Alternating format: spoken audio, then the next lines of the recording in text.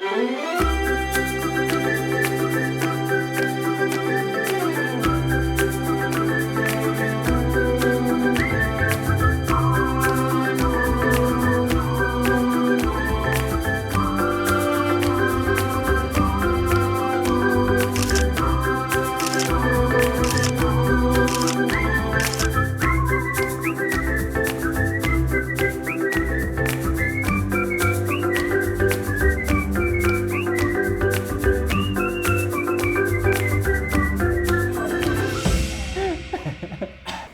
have you ever dreamed about seeing a polar bear up close, or maybe traveling to some of the most beautiful parts of the world and some of the most unseen and untraveled too? Well, the next guest that we have today has done that and more. I'm so happy that Mr. Roie Galitz is with us today. Mr. Roie Galitz is a world wildlife photographer, an environmental diplomat, an entrepreneur, a public speaker. You can watch some of his riveting TED Talks on YouTube. He is also a Greenpeace ambassador. Welcome to Bhutan, and thank you for coming to BBS Channel 3. Thank you for having me. So we'll start right into the first question that we have. What inspired you to become a wildlife photographer, and how did you transition into a climate advocate? So I think that photography is an amazing way of living. It makes you experience the world in a much broader sense. You look at the beautiful little details. You look at the beautiful light coming in from the window. You look at the little things that nobody notices. And I think this is what the beautiful thing about photography is. And I started when I was 22. So a bit later than others, maybe. But when I got my first camera, I fell in love. I was so passionate about it. And you know, when you're passionate about something, it's not work, it's fun. Yes. It's your life. So true. And I'm a bit envious of you, by the way. I'm a great admirer, a big fan, but I'm also envious because I feel that's how wonderful. Through your passion, you're not only doing something you love, but you're also educating people, and you're also spreading such a positive message. But I'm curious, what was your first camera? So I started with my first camera was a small Canon camera, amateur. And when I became obsessed with it, I got a new camera. It was a Nikon camera. And with that, I just started photographing whatever I could. Yes. People, landscape, macro, everything I could get my hands on. I just became, I couldn't get enough. It was like a buffet of food. You just eat, and you never feel full. And you continue eating. And it's an amazing thing because, as you said, it's about sharing with others. And I think that, photography is a way of communication, okay? Because you do share and you do communicate your ideas, but you saw something, you captured it, only you saw it. And now with the internet, millions of people all over the world can experience the same thing. So I think this is very romantic. And taking that, it also comes into Buddhism, okay? And you have time, and you capture a slice of time. And that slice of time is preserved for eternity, okay? And when you have the composition, and the lines, and the framing, and the lighting, and that slice of time, you create something that is one of a kind, and will never be replicated any other time, only once in history. And it will last forever. Yes. Okay? Yes. So photography is very romantic. It's a form of communication. It's transferring ideas and concepts and passion. And this is how I started. And when I got my first camera, I started photographing for money. I did a project, like everybody does. I was 23, 24. I did a little bit of weddings, a little bit of catalogs and stuff like that. And I hated it. I didn't like it at all. It wasn't my passion. Right. And when I did something that I like doing in a way I don't like doing, it felt like I'm selling my soul. I didn't have my energy in the right place. So I quit. And then I created a new way of making my passion into a career by starting a photography school. Because I think that sharing that passion that I felt so dearly about with other people and getting them infected with the germ, okay, it spreads that passion onwards. Lets more people into that unique state of mind. Because I always say that if you go around in the street or drive in your car, yes, and you see frames with your eyes, and you don't have your cameras with you, and you curse, I know that you are there. Right.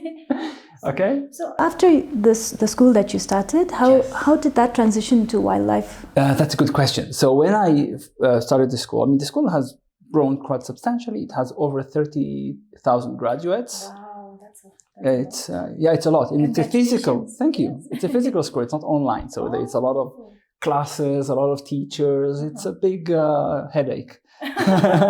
But it's a passion. And I saw that, it doesn't matter how much you know or how good your camera is. If you don't go and do something with it, it's worthless. Okay? It's like being the greatest violin player, but your violin is always in the drawer. Nobody can hear you play. Okay? So it doesn't help. You need an audience. You need to share. You need to go there. So I started a travel company.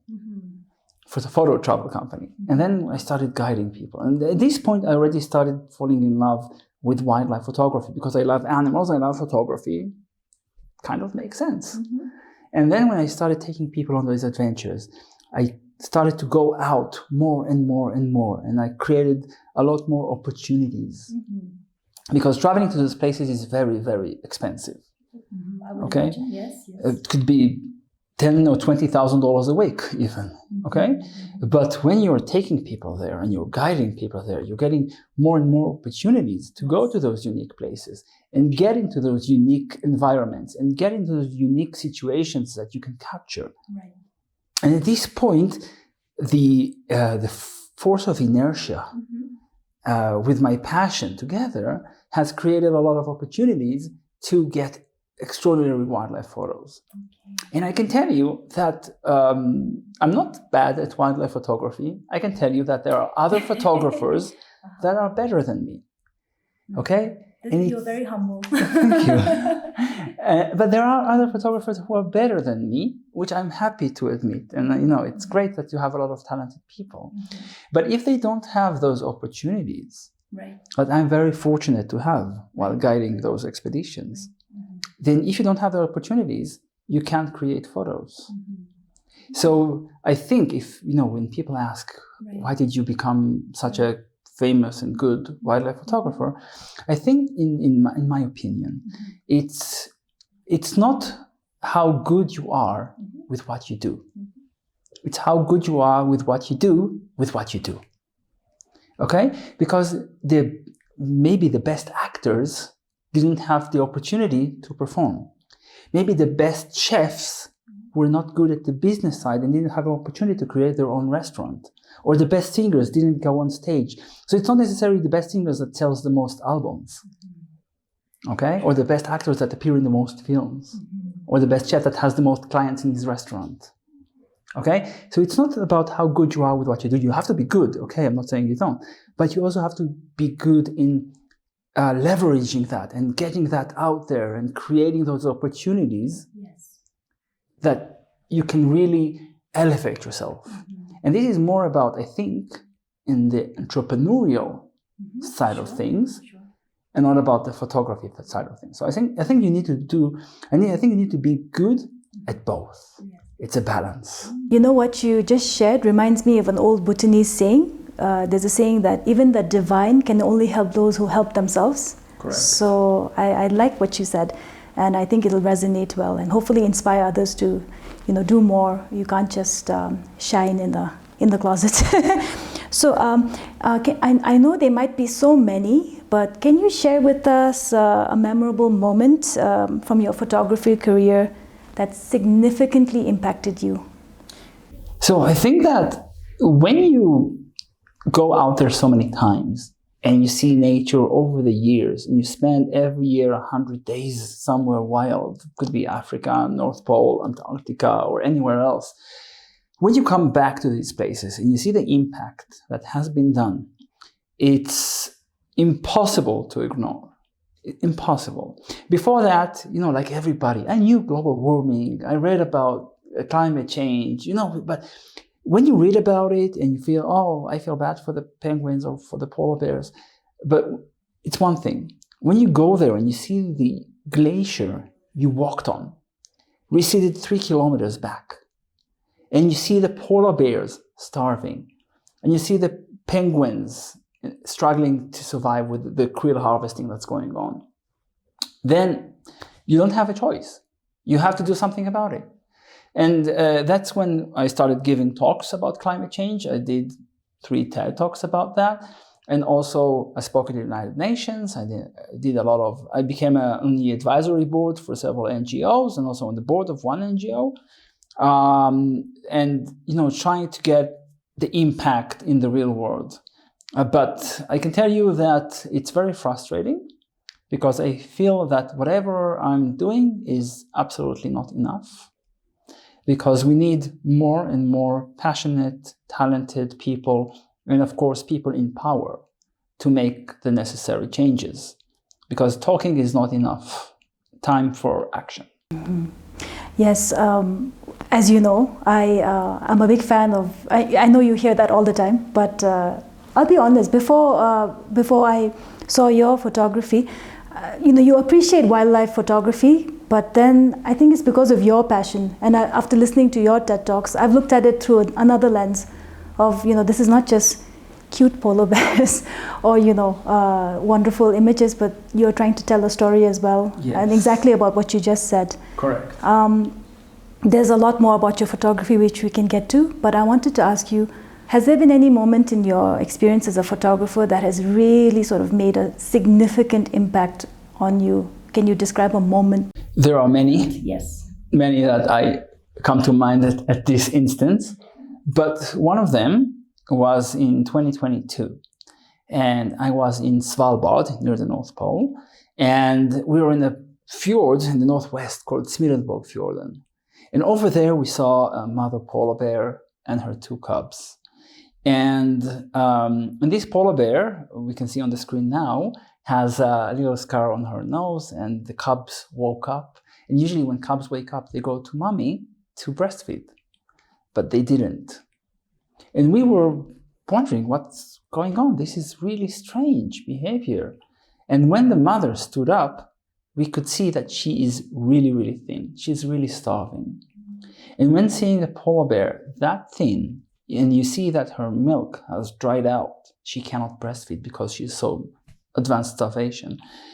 At this point, you can see how struggling she is, and the cubs could hardly move because they're so weak, because they're so skinny. So we left her. And seeing her distress has really made an impact on me. And we left her. And after 2 days, I got a message on my satellite phone from a colleague of mine. They found the 2 cubs dead. So the mother, later on, she swam to the other side of the fjord, and there was a walrus carcass, and she ate and she survived. And she had new cubs the following year. But I think this is a really strong reminder that polar bears, as much as they look really strong and powerful and impressive, are also struggling to survive. So the fact is that 75% of polar bear cubs don't make it to the age of 2-year-old. Okay, only 1 in 4 survives. So I think that mother and her 2 cubs, and seeing how much they struggled, has made a big impact on me. So this is one example in the North Pole. Another example is in Tanzania, when you have droughts. Okay, so it doesn't rain for a long period of time, there's not enough grass, and animals start dying of starvation, and then the predators die of starvation because they don't have enough food. So you see that everywhere around the planet, that animals are struggling to survive. And whenever you see an animal struggling, that animal gets under your skin, because it's the challenges, I would say traumatic events that you carry with you forever, not even more than the good moments. These are scars that will stay forever. I can imagine how difficult and challenging that may be, I have so much respect for people who respect nature. And I think you mentioned that in one of your TED Talks, because that's the most important thing, is to respect. That's why I know I could never be a wildlife professional, because I'll probably be trying to interrupt, or we think you're trying to do something good, but you're not. I'm sure you'd be great at it, okay? But respect is from two ways. One is to remember that if we respect them, they will be natural, and then we get the best footage. Right. But also respect is about your own safety. Yes. Because as long as you respect wild animals, you will be safe. Once you're starting to think that everything will be okay, I will just go and hug the polar bear, that's when you're no longer photographing. Exactly. Yes. My elder sister and I used to joke that we should have a penguin express, for the penguins who go, the mother penguins, they go for months to get food. They're like, we should get them a shuttle express when we become millionaires, billionaires. Yes. So in that same line, so what have there ever been some very challenging moments when you're photographing wildlife in these very extreme environments? Can you share with us? I mean, there's so many. Yes. But when you're going to the most extreme places, and in Svalbard, one of my favorite places in the world, I was just there 2 weeks ago, and this was my 30th time there. And every time I'm there, it's like being on another planet. Okay, it's an Arctic desert, no trees, everything's frozen, fjords with huge glaciers and icebergs. I mean, the entire environment is completely different. The sun doesn't set, 24 hours sunlight for 4 months of the year, and then 24 hours darkness for the other 4 months. So when I'm there in April, the sun is already 24 hours in the sky, but everything is still very cold. It's -20, -30 degrees. With wind, it can be like -40. And when you're there, I mean, first of all, you need to be dressed very properly, okay? This go is not enough. So we need an Arctic go, okay? So whenever I'm in Svalbard, Svalbard is a completely different place from everything we know in our daily lives. It's an Arctic desert, beautiful, huge mountains with glaciers and icebergs floating around in the ocean. The sun doesn't set for 4 months in the year. It doesn't rise for 4 months of the year. I think that's as close as we can get to being on another planet. And when we are there in winter, and it's -20 or -30 degrees, and with wind it feels like -40, you have to be very well protected. And when we are there, and we are in front of a polar bear. And we need to remember that polar bears are very dangerous. It's the largest land carnivore. Okay, they can weigh 800 kilograms, huge. And when we are there in photographing, we can't move.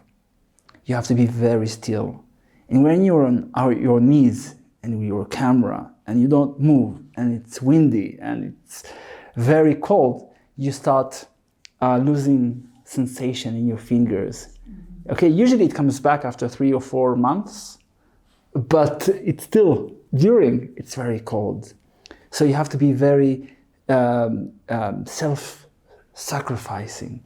Okay, it's just sitting in front of the polar bear. It's just like meditating. Okay, you're on our knees. You can't talk. You look directly at the polar bear with your camera, and this is very difficult.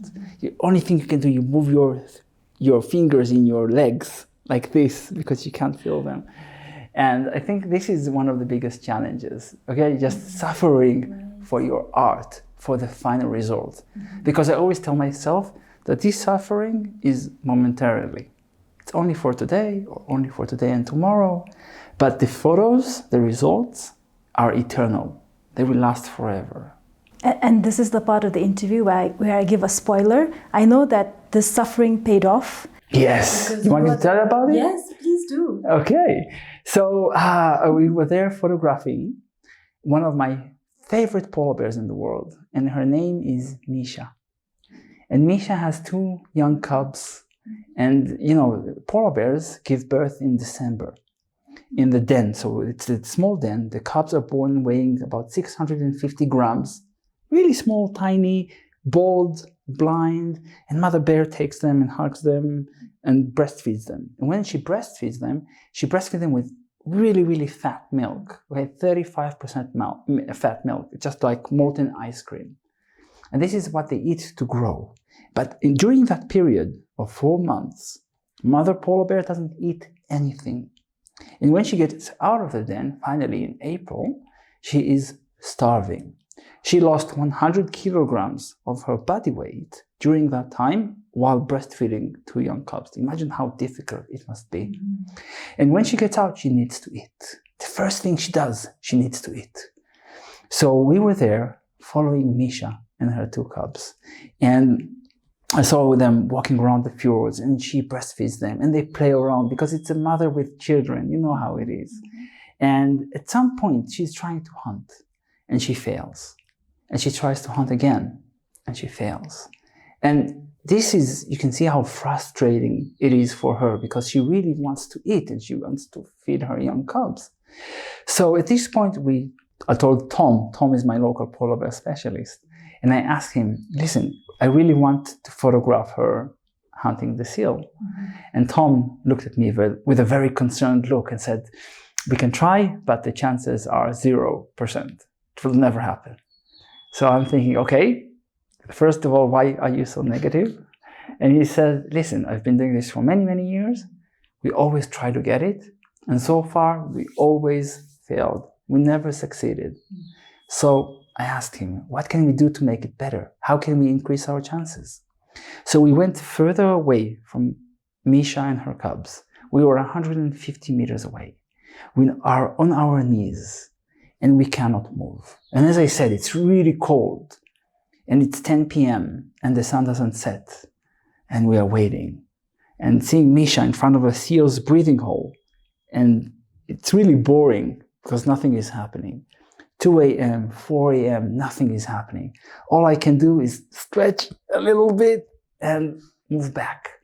Every small movement compresses the snow, transmits the sound through the snow to the ice, and the ice is like a skin drum that transmits the sound amplified to the water. And the water can transmit sound even better than air. So the seal, when it goes up to breathe, the seal stops and listens very carefully. If it hears anything above the ice, it will just swim to the next breathing hole, so he won't become dinner. So we are there, we are waiting. We can't move. And I'm starting to think, oh my God, what am I doing here? It's so cold. I can't feel my fingers. I can't feel my legs. I miss my kids. I miss home. I miss normal temperatures, liquid water. Okay? And suddenly at 6:49 a.m., I heard a splash of water. I started photographing before even realizing what's happening. And at this point, I saw that Misha has caught a seal and she's taking it out of the ice, and I got the photo. So I was super thrilled. I was super excited to get this image because, first of all, it's a lesson for the kids, okay? Because the kids need to learn, the cubs need to learn how to hunt. And one day they'll have their own cubs to feed. And the other reason is that this is the first time in history of a polar bear catching a seal through its breathing hole. Amazing. So at this point, I always say that I was very lucky. Very lucky. But luck is about being in the right place at the right time. And the more you try, the harder you make an effort, I promise, the luckier you get. Okay? So we create our luck. And I think that the more we make an effort, we will be lucky in everything we do in life. And one more thing I want to mention is, if you ask me who deserves the credit for this photo, first of all, it's Misha, of course, because she is the star. But second, Tom, my local polar bear specialist, because without him, I would never have gotten the photo. So I really appreciate Tom, and I also share always the credit with Tom, because we are only as good as our team is. If we have the best team in the world, in this case, we have the best results in the world. If we have a medium team, our results will be accordingly. So always, always try to work with the best team, because the best team makes your results. Another great piece of advice, and again, very humble and modest answer from you. It's such a riveting picture, which I hope everyone can see in our interview.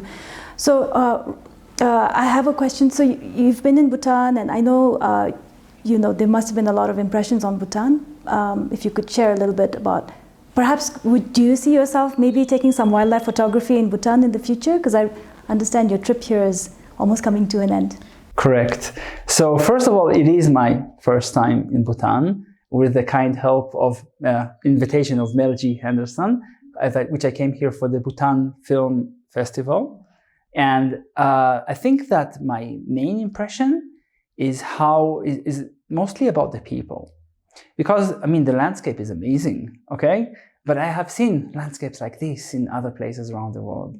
But the people are so warm and welcoming, and the entire atmosphere of, I think, the positive energy, if I need to put it in one phrase word, okay? That I think that we have never been, I'm talking also on behalf of my wife, she's also here as a doctor in the General Hospital. We have never been so welcomed in any other place in the world. And I think this is one of the most striking impressions, is the people. And one more thing is, because I care so much about the environment, and seeing Bhutan as, I think, the world leader when it comes to carbon negative, because Bhutan doesn't only lower its emissions, it's actually absorbing more carbon dioxide than releasing in the atmosphere. So Bhutan, as a generator of clean hydroelectric energy, not only provides for itself, but also exports to India, which is mind-blowing. Okay, so I think that Bhutan is an important lesson, not only for the world, I mean, not only in the sense of positive energy, but also in the sense of green energy. Okay, of exporting that positive and green energy beyond the borders of Bhutan. In that sense, I think that Bhutan's weight in the global scale is way beyond its physical weight, with a small population and small land area. So just like many other places in the world, like Monaco, which is a tiny place but also has a huge impact around the world, or Vatican City, which is even tinier but has a huge impact around the world. I think that Bhutan comes from the same place, in which their global weight is much bigger than its physical weight. And for that, I have a huge appreciation for the people of Bhutan, and of course, the royal family, which we were fortunate enough to meet the Queen Mother a few days ago. And of course, we can see where that energy comes from. It starts from the top, continues through the entire mindset of the Bhutanese people, and reaches out beyond the borders. Thank you so much. We hope that you perhaps film wildlife here. I do plan on coming here again. Have you seen our takin, our national animal? I did not. I did not. But this is another reason to come here again. Definitely. And next time I hope to go to the eastern and northern part of Bhutan, and also the sanctuaries that seem really interesting.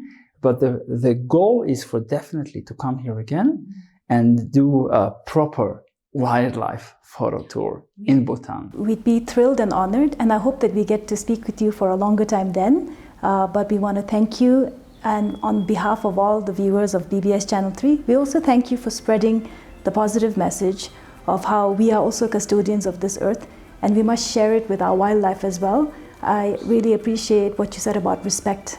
That goes both ways, and we wish you all the best, and you're doing such a wonderful thing. And anyone who loves animals and nature is all right by us. Thank you, La. We're all big fans. Thank you for your time. Thank you.